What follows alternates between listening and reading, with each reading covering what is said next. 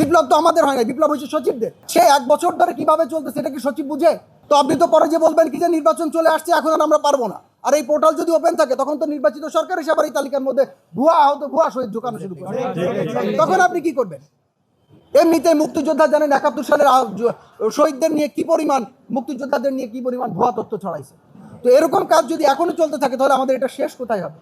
এখন সাংবাদিক ভাই, গণমাধ্যম কর্মী আপনারা হচ্ছেন সমাজের 3টা উঁচু শ্রেণীর মধ্যে একটা। ডক্টর, শিক্ষক এবং সাংবাদিক, এই 3জন উঁচু শ্রেণীর মানুষের মধ্যে আপনারা একজন। আপনাদের সহায়তা ছাড়া আমাদের এটা কোনোভাবেই সাকসেস করা সম্ভব হবে না। আমরা এখানে বলতে চাই, আজকে এখানে শহীদের পরিবার আসছে, যারা তালিকা আসতে পারে। আপনি চিন্তা করেন, শাহ তালুকদারের বাবা সে ডায়াবেটিসের রোগী, তার একটা মাত্র ছেলে ইনকাম করতো, সেই মারা গেছে। এখন সে 1 বছর ধরে কিভাবে চলতেছে এটা কি সচিব বুঝে? বিপ্লব তো আমাদের হয় না, বিপ্লব হচ্ছে সচিবদের। তারা তো ঠিকই ঘরের মধ্যে খেয়ে দিয়ে ঘুমাচ্ছে আর অফিসে আসতেছে। 5টা বাজলে তাদেরকে খুঁজে পাওয়া যায় না। কিন্তু শাহ তালুকদারের বাবার তো রাত 10টার সময় খালি পেটে যেতে হয়। তাহলে এই জিনিসটা আপনারা কেন দেখতেছেন না? এটা আপনাদের দায়িত্ব। এই দায়িত্ববোধের জায়গা থেকে যদি আপনারা এই কাজ না করেন, আমরা আজকে এখান থেকে হুঁশিয়ারি দিয়ে বলছি, বৈষম্যবিরোধী ছাত্র আন্দোলন এই শহীদ ও আহতদের পাশে সবসময় ছিল, এখনো আছে এবং থাকবে, কাজ করে যাবে। এবং ইনশাআল্লাহ আগামী 20 জানুয়ারির মধ্যে আমরা যাচাই বাছাই কমিটির মাধ্যমে জেলা প্রশাসক থেকে যে তালিকা দিয়েছি, সেই তালিকা চোর পুলিশ খেলবেন না কি করবেন কিছু জানি না, আমরা যাচাই বাছাই করে ওখানে লিখে দিয়েছি যে এটা আহত, এটা গুলিবিদ্ধ।